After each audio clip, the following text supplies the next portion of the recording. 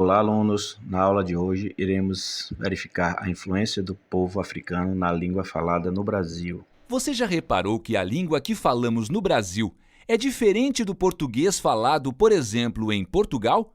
O que será que a nossa história tem a ver com isso? Uma das particularidades históricas do lugar que hoje chamamos Brasil é a intensa miscigenação que ocorreu por aqui ao longo de mais de 5 séculos. Essa mistura contribuiu para modificar e enriquecer toda a nossa cultura e, em particular, a nossa língua. Vamos observar a influência das línguas africanas nesse processo. Estima-se que cerca de 4,8 milhões de africanos tenham sido trazidos para o Brasil entre os séculos 16 e 19 para trabalhar principalmente nas lavouras e na mineração. A origem desses africanos era muito variada, mas a maioria pertencia à família linguística nigero-congolesa. Do grande grupo linguístico nigero-congolês, vieram para o Brasil principalmente os falantes dos idiomas quimbundo, kikongo, yorubá ou nagô, ewe e fon, também chamados de jeje.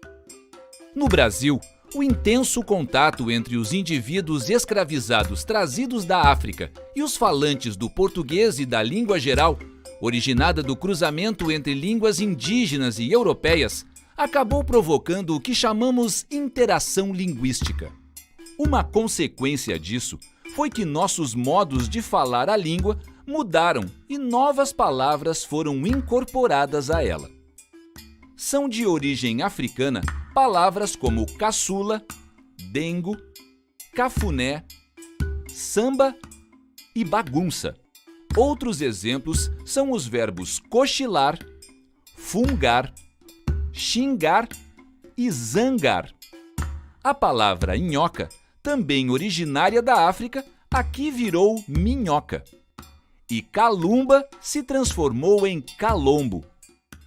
A maneira como falamos no nosso dia a dia também mudou em virtude da influência africana.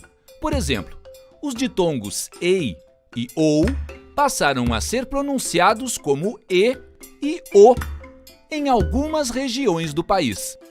Assim, é comum ouvirmos as pessoas dizerem beijo em vez de beijo, manteiga no lugar de manteiga e louco como equivalente de louco. O regime de escravidão que vigorou no Brasil impedia que a grande maioria dos negros dominasse a forma escrita da língua. Esse pode ter sido um dos motivos pelos quais a influência dos idiomas africanos ficou mais restrita ao campo da oralidade.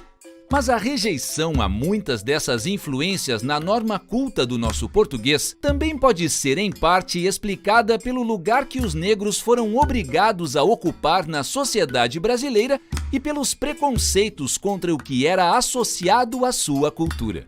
É importante reconhecer e valorizar este aspecto tão significativo da herança cultural africana, fundamental para a formação da rica e diversa cultura brasileira. A língua que falamos também é resultado de processos sociais que aconteceram no passado. Ao mesmo tempo, ela oferece indícios para que possamos conhecer melhor a nossa história.